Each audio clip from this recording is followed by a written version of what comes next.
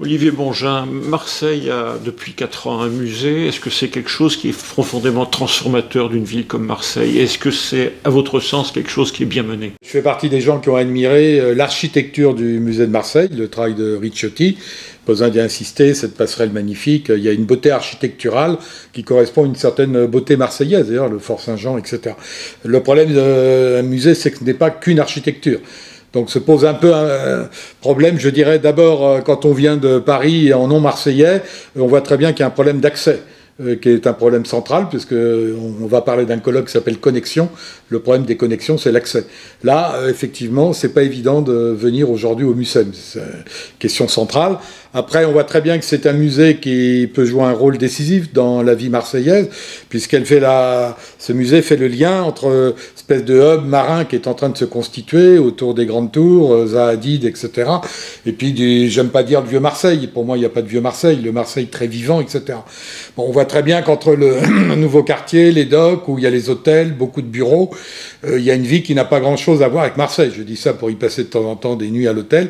Donc on a un problème de jonction entre ce Marseille que je connais historique et ce nouveau Marseille. Je sais qu'il y a d'autres Marseille, qui est Aix-en-Provence à l'horizon, donc je ne ferai pas semblant d'être du tout compétent sur Marseille, mais on voit qu'on est confronté tout typiquement à tout ce qu'on voit à l'échelle mondiale, même si c'est pas une très grande ville, c'est pas une mégacité, c'est pas une global city non plus, même si on commence à nous parler de connectivité tous azimuts.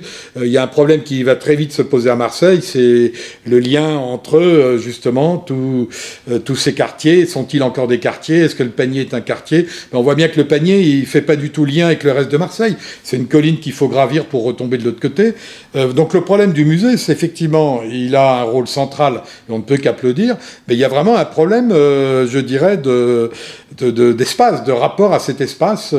On dit que les gens n'y vont pas trop, etc. Ça, c'est pas une question. Et là, ce musée n'a pas été fait pour que les mômes des cités viennent directement. Tout ça, ça exige une pédagogie, du temps, etc. Il est tout récent, le musée. Mais on voit très bien que Marseille, qui est une ville, moi, que j'aime beaucoup, cette grande ville cosmopolite, est là, typiquement confrontée très très vite à un problème de fragmentation. Donc, et là, le musée peut avoir un rôle très important.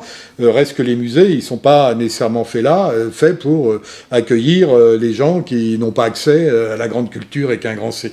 Bon, on peut prendre des contre-exemples, parce que moi, je vais souvent à Bogota, en Amérique latine, Colombie, où on a un grand architecte franco-colombien qui n'a jamais toute sa vie que fait des musées, des espaces publics.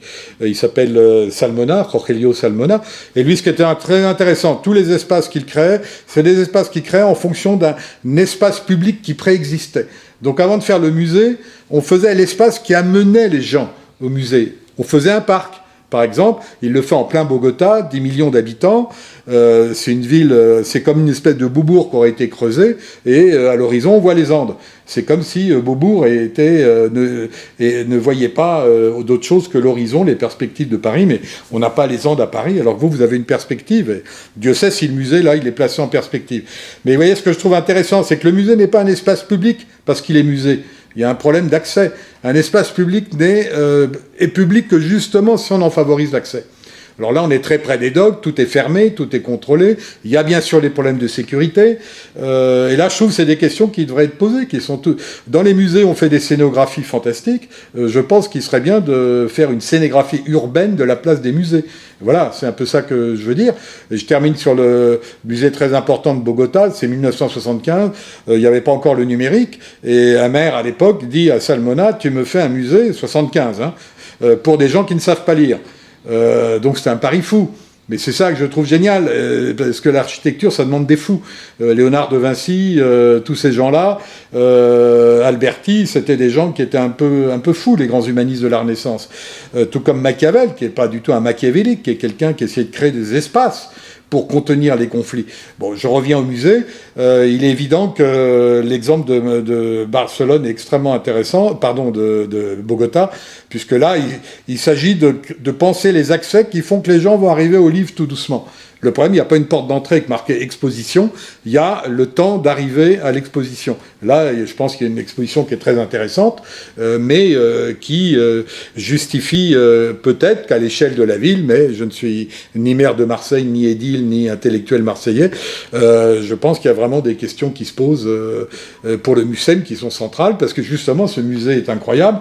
Il est là entre le Vieux-Port et les docks, les nouveaux docks et les bateaux qui partent sur Alger et ailleurs. Enfin voilà, donc je ne parle pas tellement de la qualité du contenu qu'on peut qu'applaudir, il ne s'agit pas de... Mais on voit très bien que de parler de connexion, c'est très bien, mais commençons par parler de ce qu'est un musée comme connexion, comme espace public et comme offre.